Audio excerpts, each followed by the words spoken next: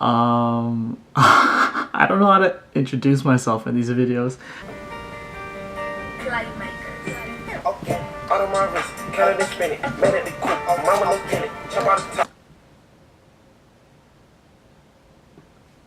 I don't know. I don't know how much battery is left on this thing. Hey.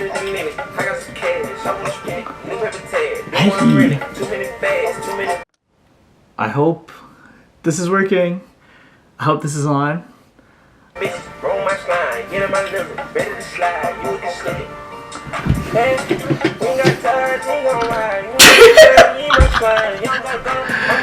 This is still so effing weird for me. What's up, YouTube? It's Chris and welcome back to my channel. It is week 2 out of 8 weeks and today I will be talking to you guys about my favorite sports. For those of you that know me, I'm sure you guys are aware that I am a huge Toronto Raptors fan. You guys see it on my clothes, on my hats, on my wallpaper on my computer, as well as the wallpaper on my telephone. But I won't start off with the Raptors, I'll get into them a little bit later. But first I'd like to start off with the sport that I just recently started following. A sport that is my clear-cut number 2 behind basketball, but I am glad that I finally have a clear-cut number 2, and that is the sport of football. So in the beginning of last summer, my buddy Enoch asked me if I wanted to join his fantasy football team. And he's asked me years if I wanted to do it, but I said no every single year because I had no damn idea on anything about football. I knew the teams, I knew the main players like Tom Brady, Aaron Rodgers, the list goes on, but guys like that I knew. But I had no idea on how the sport worked, on what the rules were, and even what channels they were on television. So as you know, I was completely oblivious to any of that stuff. Until one day I said, you know what, fuck it, I'm gonna join. $10, you know, if I win it, I win it. Who knows, I might actually enjoy doing it. And boy, if you don't, I loved it. I fell in love with the sport because it is effing crazy. Literally, these guys are just murking each other at any slightest chance, and I get so hyped up seeing a big time hit. I was like, how come I never watched this before? But it wasn't all just about the hits. It wasn't all about people getting carted off on stretchers. The sport was actually very entertaining. So draft night finally came along and my team was put together by a bunch of dudes who I kind of just watched on YouTube. I watched their highlights, I watched their cool catches, I watched their cool runs, and I pretty much just based it off what I saw. Not really doing the research I supposedly was doing, or in this case, the right research. I was pretty much just watching guys that would get me hyped the fuck up. It was dudes like Alvin Kamara, Stephon Diggs, Cam Newton, Juju Smith-Schuster, just to name a few. And those are the dudes that led me on my team. So you see, watching football was very easy. I had no team to root for. I had no players to really root for. They just happened to so be on my fantasy team. So there was really no expectations going into it. It was like watching the sport on a clean slate and then just watching it for how it was and enjoying it for how it was as well. But then my fantasy team started winning and winning and winning and winning and winning and winning. Okay, a couple losses in between, but you get the gist. My fantasy team was balling the fuck out. And in doing so, I started rooting for these guys heavy. Number 1 in particular, Alvin Kamara of the New Orleans Saints. This fucking guy was a running back, right? With sick ass dreads, a nose piercing, not a Tupac nose piercing, but a bullhorn nose piercing right here, and he had grills, Paul Wall grills, gold bottoms under his mouth guard. Like, that is so fucking gangster. Like, literally, I deadass have to buy his jersey. Hold on.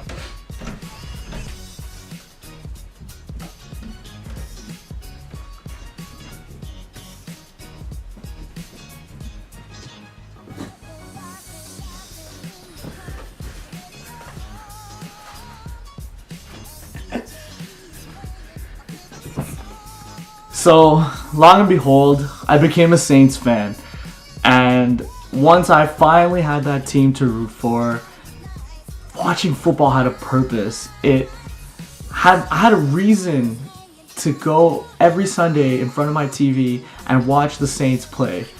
I had a reason to watch football on Thursday nights while I was sitting in my RIT 100 class because I had it in the evenings. So weeks went on, and fantasy football playoffs come, and I win the first round. I win the second round. Was there a third round before the finals? Whatever. I made it all the way to the finals, led by this fucking guy. I lost in the finals, and it was heartbreaking. I've been doing fantasy basketball for so long that a loss in a league was absolutely nothing, considering I was in 9 other leagues that I could have won in. But in the one fantasy football league I was in, to lose in the finals as a rookie GM, that shit hurt, bro. I'm still salty to this day that I lost.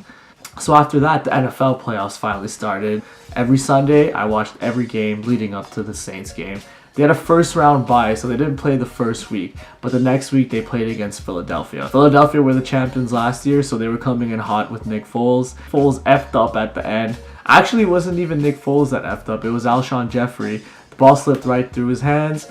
Marshawn Lattimore with the interception and the win, which led them to a game against the Los Angeles Rams. And I am not going to talk about this for more than however long I have to, but that game was utter complete bullshit. The referees missed the most important call. They missed the pass interference call that would have sent the Saints to the Super Bowl. That's all I pretty much have to say. And the Rams deserve to lose to Tom Brady in the Super Bowl. Ball don't lie.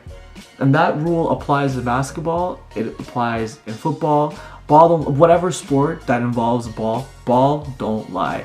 The Saints got robbed, and that's all I have to say. With all of that being said, I now finally have a team I'm able to root for. I have a player I'm able to root for, and most importantly, I have a second sport to watch right behind basketball.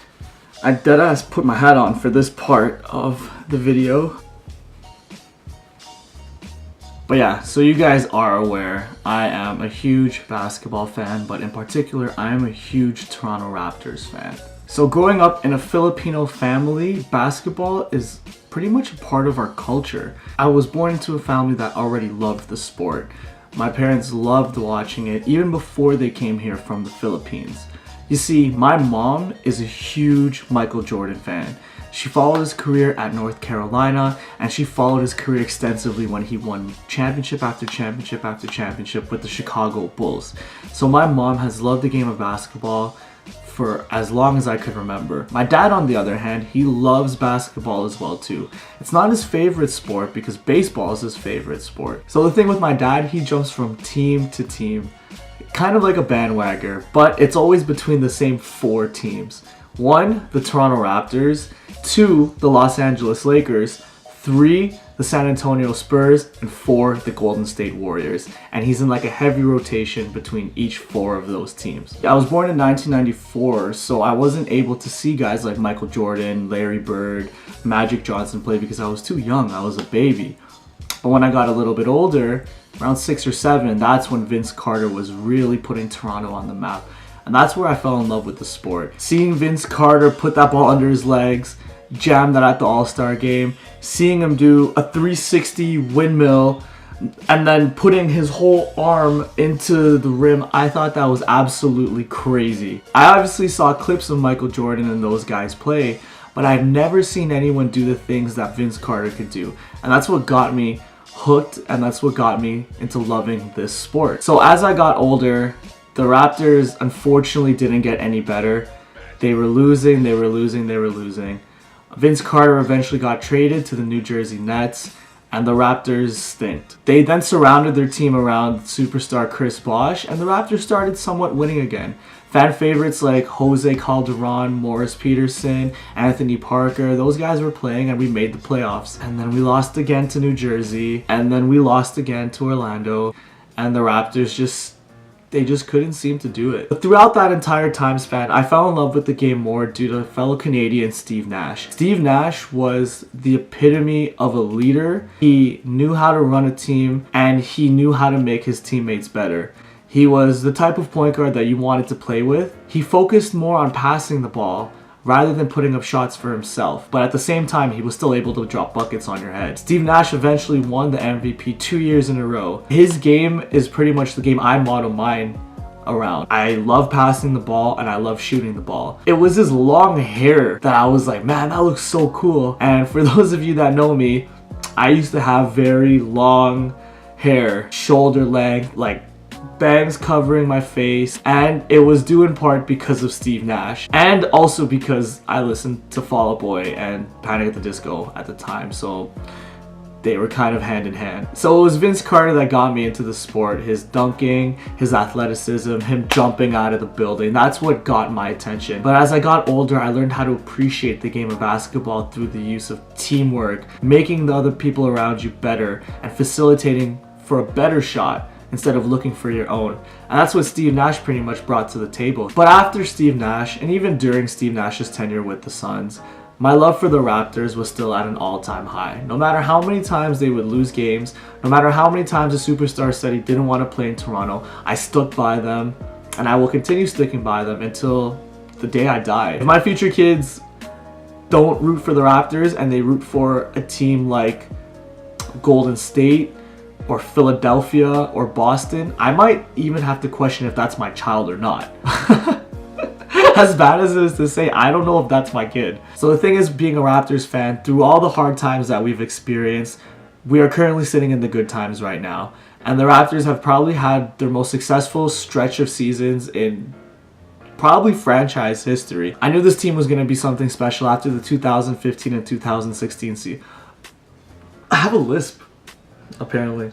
I knew something special was happening with this team after seeing the 2015 and 2016 season when they made it all the way to the Eastern Conference Championship. They won 2 games in the Eastern Conference Finals before losing 4-2 against LeBron James and the Cleveland Cavaliers. But something happened that night. Something was different about this Toronto Raptors team. Something special was brewing, as I mentioned. And it all started with that playoff run.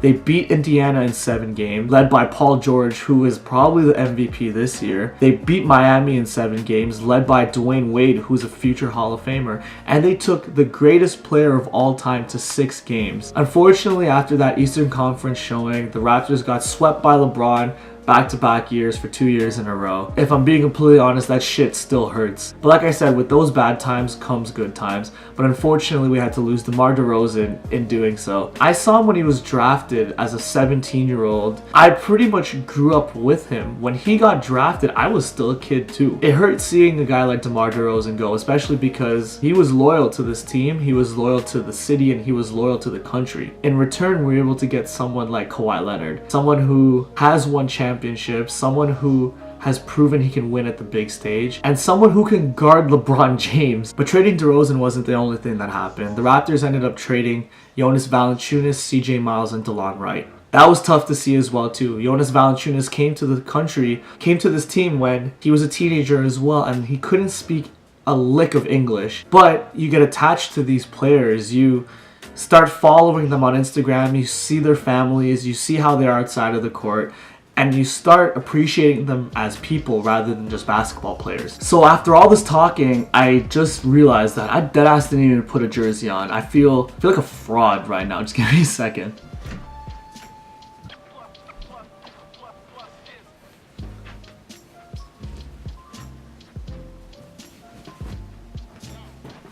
Alright, that feels a little bit better. You see, the reason why I'm such a big basketball fan is because basketball is a sport that brings everyone together. And when I say everyone, I literally mean the entire country of Canada.